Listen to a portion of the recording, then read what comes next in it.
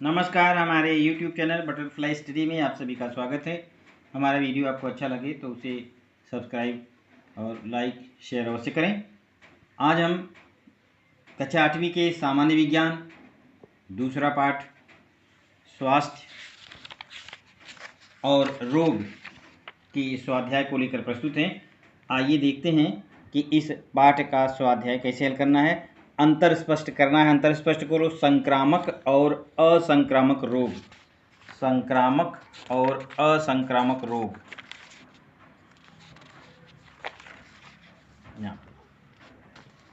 ये जो पूरा भाग आपको दिख रहा है ये संक्रामक और असंक्रामक रोग, इनके अंतर को बताया गया है। वे रोग जो संक्रमित रोगी व्यक्ति के स्वस्थ जीवन में स्थानांतरित होते हैं वे संक्रामक रोग होते हैं। वे रोग जो संक्रमित रोगी से व्यक्ति के स्वस्थ व्यक्ति में स्थानांतरित नहीं होते असंक्रामक रोग होते हैं।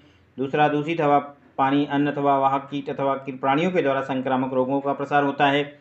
असंक्रामक रोगों का प्रसार किसी माध्यम से नहीं होता है। तीसरा, जीवाणु, विषाणु अथवा किसी अन्य प्रकार के आदिजीवी से संक्रामक रोग का संक्रमण होता है। इस प्रकार संक्रामक रोग के लक्षण शीघ्र दिखाई देते हैं।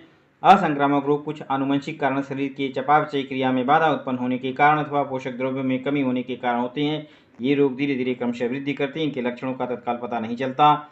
चौथा, संक्रामक रोगों के उपचार के लिए प्रतिजैविक अथवा कीटक आदि जीवी रोग जंतुओं के वाहकों को नष्ट करने के लिए कृमिनाशक दवाइयाँ उपलब्ध हैं। उदाहरण के रूप में क्षय रोग, पीलिया, कुष्ठ रोग, सर्दी, खांसी इत्यादि। असंक्रामक रोगों के उपचार के लिए प्रतिजैविकों का उपयोग नहीं किया जा सकता। इन रोगों का उचित उपचार करना पड़ता है। मधुमेह, कर्क रोग, हृदय रोग इत्यादि। अगला प्रश्न है,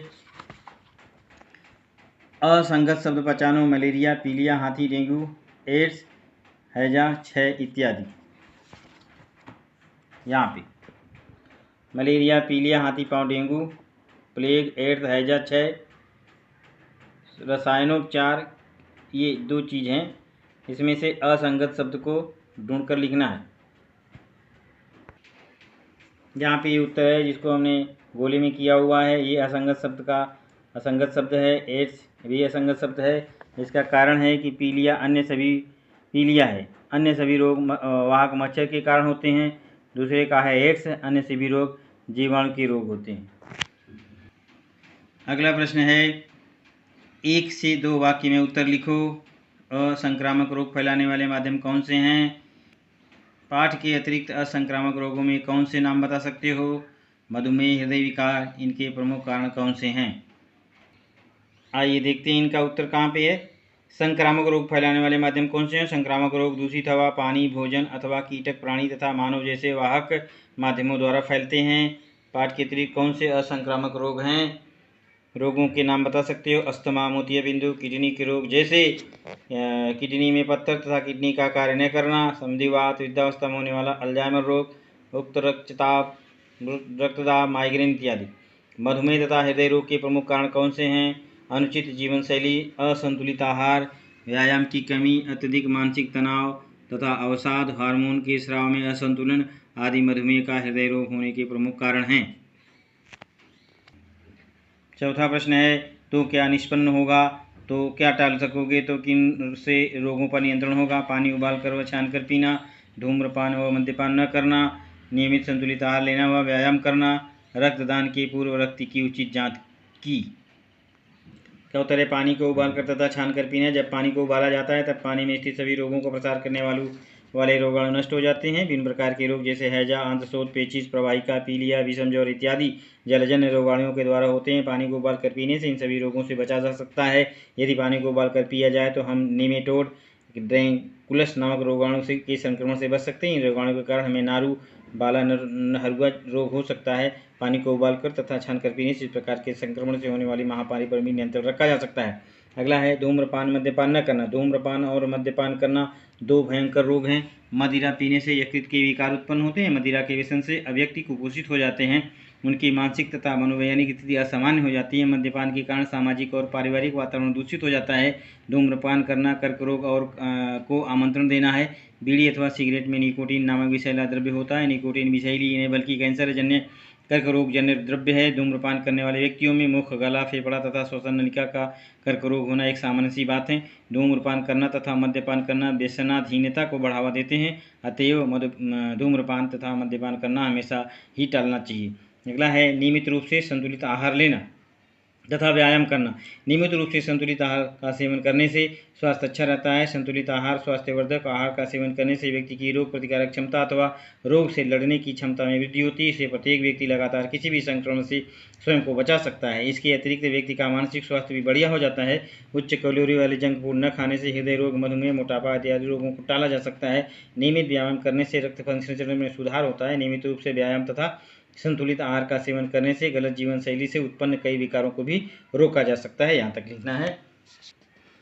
रक्तदान के पूर्व रक्त की उचित जांच करना। उपरोक्त समूह सीमित होते हैं। रक्तदान के समय रक्तदाता तथा रक्त प्राप्तिकर्ता के रक्त समूह का अच्छी तरह मिलान करना चाहिए, अन्यथा रक्त प्राप्तिकर्ता के शरीर में रक्त का संपुंजन होने से रक्त प्राप्तिकर्ता की मृत्यु भी हो सकती है। संक्रमित रक्त से स्वस्थ व्यक्ति के शरीर में हेपेटाइटिस बी अथवा एड्स के जीवाणुओं का संचार हो सकता है। इस प्रकार के रोगों का संचार रोकने के लिए रक्तदान के पूर्व रक्त की जाँच कर लेनी चाहिए।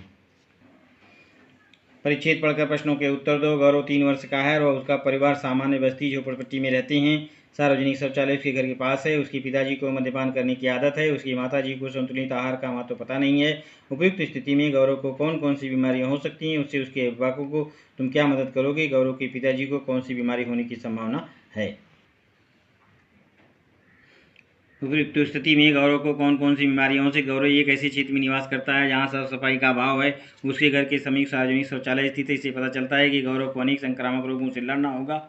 क्योंकि उसके पिताजी मदिरापान के आदी हैं, इसलिए उसके घर में हमेशा पैसे की किल्लत होगी। उसे पर्याप्त मात्रा में संतुलित आहार नहीं मिल पाएगा। इस प्रकार उसके दैनिक आहार में हमेशा आवश्यक जीवन तत्व तथा खनिज की कमी बनी रहेगी। इससे भी उसकी माता संतुलित आहार तथा स्वास्थ्य के महत्व से अनभिज्ञ हैं।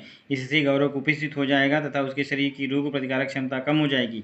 खराब आर्थिक स्थिति तथा पिताजी की व्यसनाधीनता घर में तनाव उत्पन्न करेगी। इस कारण गौरव को विभिन्न प्रकार के रोगों का संक्रमण हो सकता है। क्योंकि गौरव का घर शौचालय के समीप है, अतः रोगाणु उसके घर के आसपास स्थित होंगे। इन रोगाणुओं द्वारा गौरव संक्रमित हो सकता है। वह हमेशा रोगी बना रहेगा। उसके पेट के रोग जैसे पेची, तत्तर, पीलिया, हैजा, आंसुद इत्यादि होते रोके रहेंगे। उसे तथा उसके अभिभावकों की तुम कैसे मदद करोगे? सर्वप्रथम हम गौरव के लिए स्वास्थ्यवर्धक तथा संतुलित आहार की व्यवस्था करेंगे, जिसमें फल, साग सब्जी, दूध इत्यादि विद्यमान हो। उसकी माता को संतुलित आहार का महत्व बताएंगे। उसके घर के आसपास का परिसर साफ सुथरा तथा स्वास्थ्यवर्धक होना चाहिए। भोजन ढका हुआ होना चाहिए ताकि भोजन को घर की मक्खियाँ दूषित न कर सके। कीटनाशक दवाइयों का प्रयोग करके घर के फर्श को धोकर साफ करेंगे ताकि घर से मक्खियों तथा चट्टों को नष्ट किया जा सके। उसके पिता को मदिरा अथवा शराब उन्मूलन केंद्र ले जाएंगे। उसके पिता की मदिरा पान कराने की आदत को छुड़ाने का प्रयास करेंगे। गौरव के पिताजी को कौन सी बीमारी होने की संभावना है? गौरव के पिताजी को यकृत तथा किडनी भीषण के रोग होने की संभावना है। नीचे दिए गए रोगों के प्रतिबंधात्मक उपाय लिखो। डेंगू, कर्क रोग, AIDS. Dengue, AIDS Aedes aegypti नामक मच्छर के काटने से डेंगू रोग का संक्रमण अथवा प्रसार होता है। यह रोग फ्लेवी वायरस वर्ग के डेन 1-2 विषाणु के कारण होता है। जहाँ भी पानी इकट्ठा होगा वहाँ मच्छर अंडे देते हैं तथा उनकी वृद्धि के लिए पोषक वातावरण निर्मित होने पर उनकी संख्या में वृद्धि होती है। इसीलिए किसी भी स्थान पर पानी इकट्ठा नहीं होने देना चाहिए। इस प्रकार यह डेंगू की रोकथाम सबसे महत्वपूर्ण प्रतिबंधात्मक उपाय है। एडिस इजिप्टी नामक मच्छर का निवास मानव निर्मित टंकी तथा स्वच्छ पानी में होता है। इस कारण टंकी में स्थित पानी को खाली कर देना चाहिए अथवा टंकी को ढककर रखना चाहिए। अपनी रोग प्रतिकारक क्षमता बढ़ाना भी डेंगू रोग से बचाव का एक उपाय है। वर्ष 2017 में डेंगू का टीका CYD, TDB अथवा डेंगुवक्सिया विकसित किया गया, परंतु अब तक इस टीके का सुरक्षित उपयोग शुरू नहीं किया गया। कर्क रोग, कैंसर। कर्क रोग जन्य पदार्थों का इस्तेमाल न करना ही कर्क रोग का महत्वपूर्ण प्रतिबंधात्मक उपाय है। कर्क रोग उत्पन्न करने वाले पदार्थों जैसे तंबाकू, गुटखा, धूम्रपान, सिगरेट, बीड़ी, मदिरा इत्यादि से दूर रहना चाहिए। विकिरण से भी कर्क रोग हो सकता है, अतः विकिरण उत्पन्न करने वाले पदार्थों से भी हमेशा दूर रहना चाहिए। नियमित आहार पर उचित नियंत्रण रखना, नियमित व्यायाम तथा मानसिक संतुलन बनाए रखना इत्यादि आवश्यक है। कुछ प्रकार की कर्क रोग जैसे गर्भाशय की मुख के कर्क रोग का टीका उपलब्ध है। एड्स, जब रक्तदान करना हो तो सर्वप्रथम रक्त में HIV विषाणु की उपस्थिति की जांच कर लेनी चाहिए। उपयोग में की गई सुई, सिरिंज इत्यादि का पुनः उपयोग नहीं करना चाहिए। रक्त उत्पाद तथा शरीर की तरलता से एड्स रोग के HIV विषाणु शरीर में प्रवेश करते हैं। इस कारण एड्स की रोकथाम के लिए हमें सतर्क रहना चाहिए। असुरक्षित शारीरिक संबंधों से एड्स सबसे पहले फैलता है, अतः सभी लोगों को असुरक्षित शारीरिक संबंधों से बचना चाहिए। इस प्रकार एड्स तथा एचआईवी के बारे में जागरूकता फैलाना ही एड्स रोग का सबसे महत्वपूर्ण प्रतिबंधात्मक उपाय है। महत्व स्पष्ट करो। संतुलित आहार और व्यायाम या योगासन। संतुलित आहार की चर्चा करते हैं। जिस आहार में सभी प्रकार के आवश्यक पोषक तत्व संतुलित अनुपात में होते हैं, ऐसे आहार को संतुलित आहार कहते हैं। संतुलित आहार का सेवन करने से सभी व्यक्ति का कुपोषण दूर किया जा सकता है। संतुलित आहार व्यक्ति के जीवन और में खनिजों की उचित मात्रा से रोग प्रतिकारक क्षमता बढ़ जाती है। शरीर की रोग प्रतिकारक क्षमता में वृद्धि होने से कुछ रोगों की रोकथाम की जा सकती है। यहाँ तक व्यायाम योगासन। व्यायाम तथा योगासन करने से हमारे शरीर में रक्त का परिसंचरण अच्छी तरह से होता है। शरीर तथा अस्थि संधि लचीले बने रहते हैं। मानसिक तनाव घट जाता है। अनिद्रा, संधिवात, अवचल तथा कुछ अन्य विकारों से भी बचा जा सकता है। प्रत्येक व्यक्ति जो नियमित रूप से व्यायाम करता है वह व्यसनाधीनता से बचा रहता है। योग करने से हार्मोन, प्रकीर्णन इत्यादि के स्तर में संतुलन बना रहता है। व्यायाम के द्वारा श्वसन नियंत्रण करने से श्वसन संबंधी तथा रक्त परिसंचरण संबंधी विकारों को रोका जा सकता है। सूची बनाओ। विषाणुजन्य रोग, जीवाणुजन्य रोग, कीटकों द्वारा फैलने वाले रोग, आनुवंशिकता के कारण होने वाले रोग। विषाणुजन्य रोग एड्स, पीलिया, इन्फ्लुएंजा, रेबीज, पोलियो।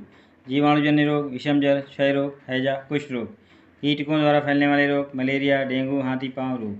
आनुवंशिकता के कारण होने वाले रोग मधुमेह, हेमोफीलिया, मांसपेशियों का दुष्पोषण, रंगांधता। कर्क रोग की आधुनिक निदान व वैद्यकीय उपचार पद्धति संबंधी जानकारी लिखो। कर्क रोग की आधुनिक निदान और चिकित्सीय उपचार पद्धति जानकारी। पहला उत्तर है, कर्क रोग के निदान की आधुनिक पद्धतियाँ नीचे दी गई हैं। Tissue diagnosis, CT scan, MRI scan, mammography, biopsy. दूसरा, कर्क रोग के उपचार की आधुनिक पद्धतियाँ नीचे दी गई हैं। कर्क रोग के उपचार के लिए कुछ परंपरागत पद्धतियों का उपयोग किया जाता है। इन पद्धतियों के साथ रसायनोपचार, विकिरणोपचार तथा शल्य क्रिया जैसी पद्धतियों का उपयोग करके कर्क रोगजन्य वृद्धि और गांठ का उपचार किया जाता है। रोबोटिक और लेप्रोस्कोपिक सर्जरी जैसी आधुनिक निदान पद्धतियों का उपयोग करके कर्क रोग के उपचार के लिए किया जाता है। तुम्हारे घर में उपलब्ध औषधियों के नाम और उनके घटक लिखो तथा उनकी सूची बनाओ। अगर हम आयुर्वेदिक औषधियों की बात करते हैं तो हमारे घर में अक्सर अदरक, तुलसी, एलोवेरा और हल्दी, काली मिर्च, इलायची, गिलोय, हरड़ इत्यादि चीज़ें उपलब्ध रहती हैं। तो इन चीज़ों से हम अपनी दैनिक जीवन में, और हरी चाय भी इसमें हो सकती है जो सर्दी जुकाम होने में हमारे लिए उपयोगी होती है। तो इन चीज़ों का समावेश कर सकते हैं। इस प्रकार से हमारा यह इस पाठ का स्वाध्याय समाप्त होता है। धन्यवाद।